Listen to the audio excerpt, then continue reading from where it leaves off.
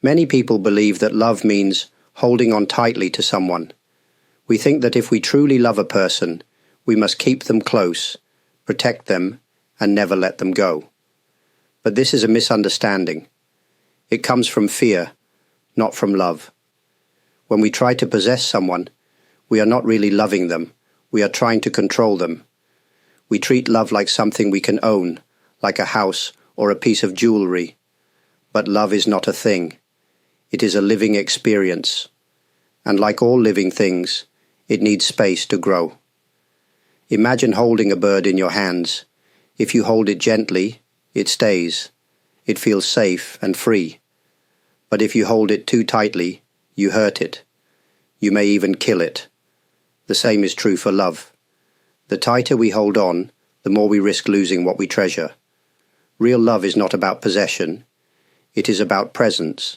It means being with someone fully, without trying to control them or change them. It means seeing them as they are and allowing them to be free. Sometimes people say, "But if I don't hold on, I might lose them." That fear is natural, but the truth is, holding on too hard often pushes others away. When we try to own love, we crush its spirit. To love deeply, we must learn to open our hands. We must stop thinking of love as something we can keep. Instead, we must experience it moment by moment, freely and fully. Letting go is not giving up. It is beginning to love in a true and open way. When we deeply care for someone, it's natural to want them close. We may feel afraid of losing them, and this fear can lead us to cling. But clinging does not protect love. It harms it. Clinging is not the same as loving. It is based on insecurity, not strength. It comes from a feeling that we are not enough on our own. So we hold on to another person, hoping they will give us what we lack. But this creates pressure. It puts weight on the relationship. When we cling, we begin to demand. We may ask for constant attention or try to control how the other person acts. We might feel jealous or afraid when they are happy without us. Over time, this becomes heavy. The person we love begins to feel trapped.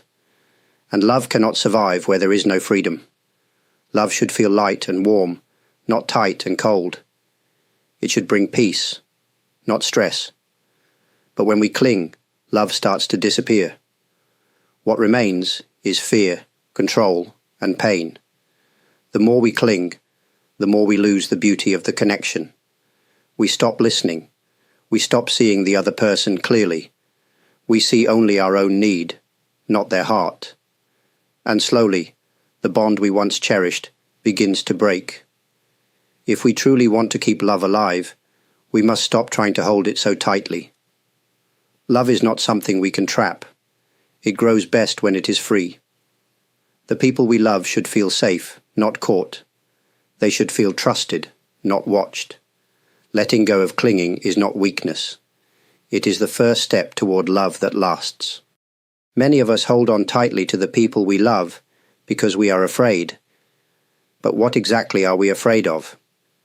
Often, we are not fully aware of it. We just feel uneasy when things change or when someone becomes distant. Deep inside, there is a fear of loss, loneliness, and even of being unworthy. Sometimes we believe that if someone leaves us, it means we are not good enough. So we try harder to keep them close. We give more, ask more, and expect more. But all of this comes from fear, not from love. Fear creates tension in our hearts. It tells us stories like, "They will forget you," or "You need them to be happy." These thoughts feel very real, but they are only voices from our past, perhaps from times when we felt unloved or abandoned. Holding on becomes a way to protect ourselves, but what we are really doing is building a wall around our hearts. We are trying to stop pain from coming in, but we also stop love from flowing out. Fear can make us act in ways we don't want. It can make us needy, angry, or silent. And the more we let fear guide us, the more distance we create between ourselves and others. To love without fear, we must face it gently. We must ask ourselves, what am I afraid of losing? And why do I believe I can't be okay on my own? These questions are not easy, but they help us grow. When we understand our fear, we can begin to let go, not of the person, but of the fear itself.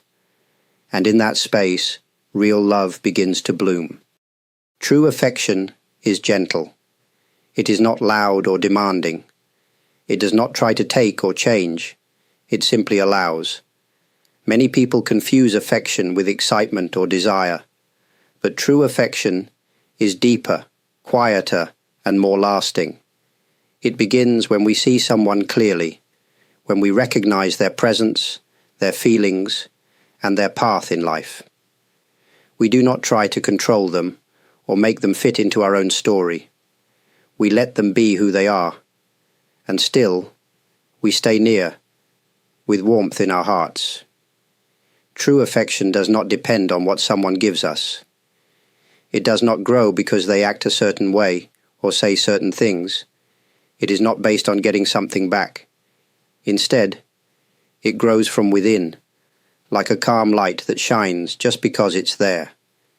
When we feel true affection, we do not need to hold tightly. We can be close even when we are apart. We can wish someone well, even if they take a different path. We feel happy when they are happy, even if we are not the reason for their joy. This kind of love brings peace. It does not bring fear. It gives space for both people to breathe. There is no pressure to be perfect, no fear of being left. There is only a quiet connection, built on kindness and trust. To feel this kind of affection, we must look inside ourselves. We must ask, can I care without needing to own? And, can I give without expecting return? If the answer is yes, even a little, then we are beginning to know what true affection really is. Many people believe that love must come with control. They think, if I love you, I need to guide you, protect you, or decide what's best for you. But this kind of love is not strong. It is built on fear and pride. True strength in love is something very different. It is quiet. It is gentle. To love without control means to trust. It means allowing the person we care for to make their own choices, even when we disagree. It means respecting their journey, even when it doesn't include us the way we want. This is not weakness. It is great inner strength. Control often comes from the fear of being hurt. We want to avoid pain, so we try to manage every part of the relationship. But life does not work that way. People grow, change, and move in ways we cannot always understand. If we try to hold them still, we are not loving them. We are stopping them from becoming who they are. Gentle love sees this clearly. It says, I care for you, but I do not own you. It supports without pushing. It listens without judging. It stays, but never traps. This kind of love may look small, but it is powerful. It does not break when things change. It does not fall apart when life gets hard. It stays steady, like a mountain touched by the wind. To love without control is to let go of our ego. It is to stop asking, what do I need from this person? And begin asking, how can I honor who they are? When we love this way, we create space for both freedom and connection to live together. Acceptance is often misunderstood. Some think it means giving up or agreeing with everything. But true acceptance is not weakness. It is one of the strongest things we can offer to someone we love. When we accept someone, we see them as they are, not as we hope they will become. We recognize their pain, their joy, their past, and their hopes. We do not try to change them to fit our own needs or ideals. We simply say, with our heart, you are enough. This kind of acceptance is quiet. It does not need big words or dramatic actions. It is felt in small moments, a soft smile when someone feels ashamed, a calm voice when they are upset, a steady presence when they are unsure. In these moments, we show love that asks for nothing. Many relationships suffer because people try to fix each other. But we are not projects. We are not problems to be solved. We are living beings, always growing, sometimes slowly.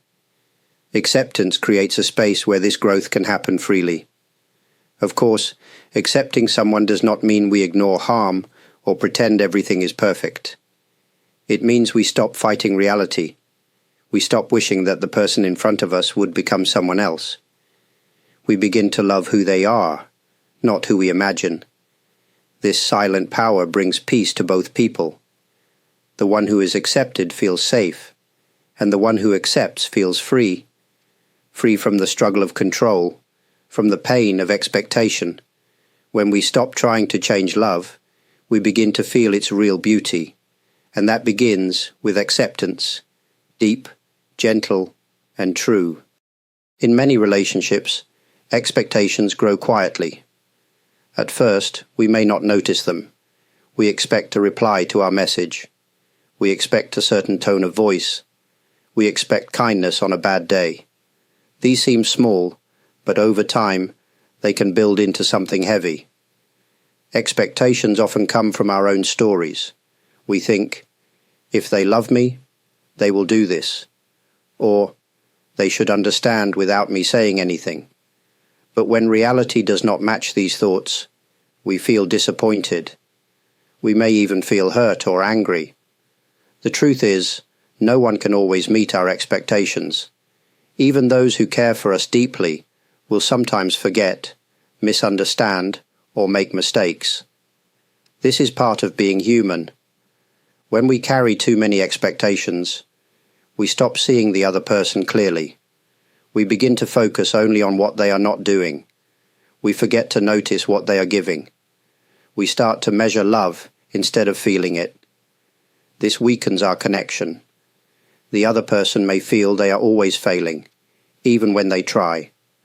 They may begin to feel distant or tired, and we may begin to feel alone, even when we are together.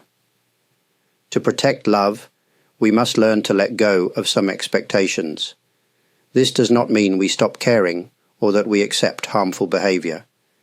It means we give space for mistakes, for growth, for being human. When we let go of needing others to act a certain way, we open a door to deeper understanding. We learn to love with fewer conditions, and in that space, trust and closeness can grow stronger than before. Attachment often begins with love, but over time, it can turn into something painful. We may feel like we cannot live without a certain person. We may fear their absence so deeply that it becomes a part of our daily thoughts. This is not love anymore. It is attachment. Attachment is not the same as connection. Connection allows space. Attachment holds tight and refuses to let go. It says, I need you to be happy, or without you, I am nothing. These feelings seem deep, but they are rooted in fear, not love. To understand this pain, we must look at where it comes from. Often it starts in childhood. Maybe we were not seen or not comforted when we needed it. Maybe we learned that love could disappear or that we had to earn it. These early wounds shape how we relate to others later in life. When we attach to someone, we may be trying to fill a space inside us that has been empty for a long time. We believe that if this person stays, the emptiness will go away. But the truth is, no one else can fix that part of us. That healing must come from within. Attachment leads to fear. Fear of change, fear of distance, fear of being left behind. And this fear creates pain, both for ourselves and for the one we cling to. It becomes harder to enjoy the relationship. Every moment feels fragile, like it could break. Letting go of attachment does not mean letting go of love. It means learning to love from a place of wholeness, not from need. And that shift can begin the moment we stop running from our own emptiness and start facing it with kindness. Real connection cannot grow in a space without freedom. When we truly connect with someone, it is not because they belong to us. It is because they choose to be with us again and again with a free heart. Many people fear giving too much freedom in love. They think, if I don't hold on, they might leave. But the truth is, when someone feels free, they are more likely to stay, not because they have to, but because they want to. Freedom in love does not mean distance or disinterest. It means trust. It means allowing the other person to be themselves, without fear of judgment or control. It means we do not use guilt or fear to keep them close. We do not expect them to complete us. We meet them as whole people. This kind of love may seem rare, but it is possible. It starts with letting go of fear. When we feel secure in ourselves, we do not need to limit the people we care about. We can give them space to grow, to change, even to walk away if that is their path. And in return, they feel safe with us, not because we demand it, but because we respect them. That respect builds trust, and from that trust, real connection can grow, deep, strong, and lasting. Freedom does not weaken love. It strengthens it. It allows both people to come together by choice, not by pressure. It replaces fear with peace, and it creates a space where love can truly breathe. To love someone is to let them be free. And when both people are free, the connection that forms is one of the strongest bonds of all. Many people hear the words, "let go," and feel afraid. They think it means walking away, giving up, or no longer caring. But letting go is not abandonment. It is a quiet, powerful act of trust, both in ourselves and in the person we love. Letting go means we stop trying to control what cannot be controlled.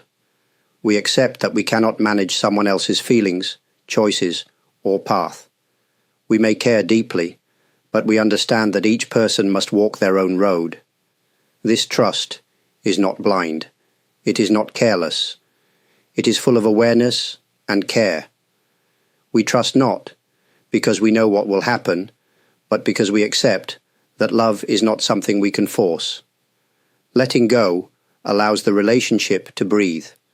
It gives space for both people to return to themselves, to feel their own emotions, and to choose again, freely, not out of pressure or fear. When we do not let go, we may become reactive. We try to fix, to explain, to hold on, and in doing so, we lose our balance. But when we let go, we become calm. We stay present, even in uncertainty. Letting go is also an act of love toward ourselves. We stop tying our happiness to another person's behavior. We begin to feel whole again, steady in our own heart. This does not mean we stop loving. In fact, it may be the moment we begin to love more purely, without trying to change, without fear of loss, without needing anything in return. To let go is to trust that love can survive without control. It is to believe that, even in distance, the bond can remain. And even if it does not, we remain whole. Love, like the body, needs to breathe. It cannot live in a space that is always crowded with noise, demands, or fear. Just as the lungs need air, love needs space and stillness. Without them, it becomes tight, tired, and confused.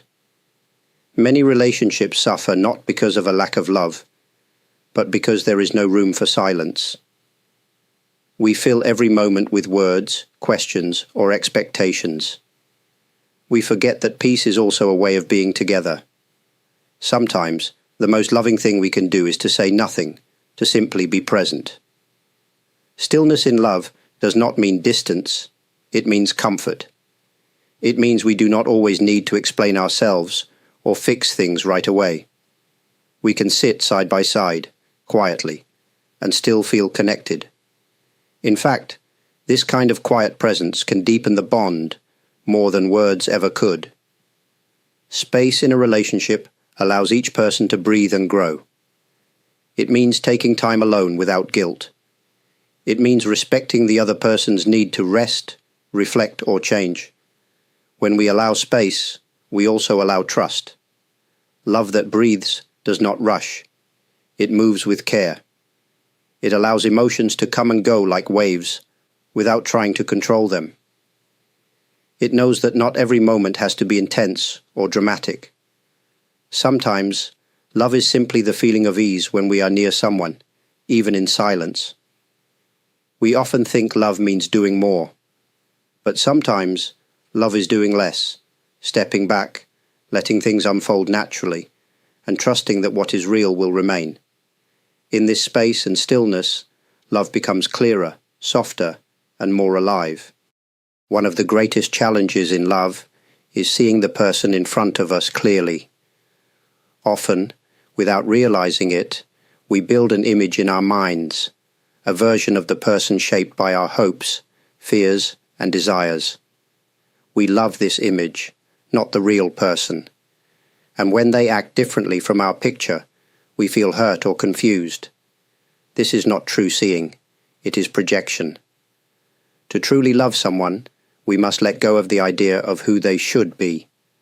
We must begin to see them as they are. This means noticing their joys, their pain, their strengths, and their limits.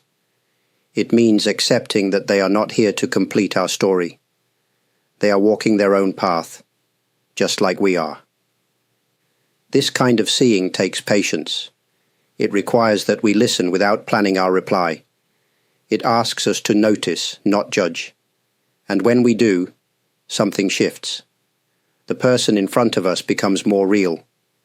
We begin to connect, not with our idea of them, but with their true self. Sometimes this truth is hard. The real person may not be able to meet all our needs. They may not change the way we hoped. But this is where love deepens. Instead of trying to make them fit our story, we start to honor their story. This does not mean we accept anything or stay in pain. It means we no longer try to control the shape of love. We choose to meet it as it is. Only when we let go of our illusions can we begin to love someone fully, as they are, not as we wish them to be. Love does not stand still. Like everything in life, it moves, shifts, and grows with time. Many people feel afraid when love begins to change. They think something is wrong. They remember the early days, full of excitement and newness, and worry when that feeling fades. But this change is not the end of love. It is a part of its nature. Time brings both calm and challenge. As we grow older, our needs change. Our dreams shift. We face losses, joys, and moments of silence. Love that lasts is not the love that stays the same. It is the love that adapts, that bends gently with the seasons of life. If we expect love to always feel the same, we may feel disappointed. But if we accept that change is natural, we begin to see beauty in each phase, the quiet comfort of long companionship, the strength that comes from facing hard times together, the new understanding that grows after misunderstanding. Change can also mean letting go. Sometimes two people walk together for a while, and then their paths move apart. This is not always failure. It may be the natural way love teaches us, heals us, and then releases us. To truly love, we must allow love to change. We must give it time, without holding too tightly to the past. We must trust that even as feelings shift, something deeper can remain. A respect, a gratitude, a quiet connection that lives beyond the form love once took. Love that accepts time and change is strong. It does not panic when things are different. It breathes with life, and in that breath, it becomes something real. We often believe that holding on tightly brings us closer to the ones we love, but sometimes the opposite is true. When we let go, not of love itself, but of fear, control, and expectation, we create space for real closeness to appear. Letting go allows us to meet the other person without a mask, without pressure. We stop trying to shape them into what we think they should be. We begin to listen, not just with our ears, but with our hearts. We see not only their smile, but their silence. Not only their joy, but their struggle. In this openness, something beautiful happens. The wall between me and you begins to soften. We don't lose ourselves. Instead, we find a deeper version of who we are, someone who can care without clinging, give without needing, and stay without fear. Closeness is not built from needing more of someone. It is built from being present, fully and gently, in each shared moment. When we let go of trying to own love, we make room for something far richer, love that breathes, that flows, that stays not because it must, but because it chooses to. This kind of love does not come from force. It comes from peace. And from my heart, I would like to say thank you for watching, for listening, for simply being here. Your support through likes, comments, subscribing to the channel, joining as members, or sending a super thanks means more than words can express. It helps make it possible for me to continue sharing these reflections. If these words touch something in you, I'm grateful.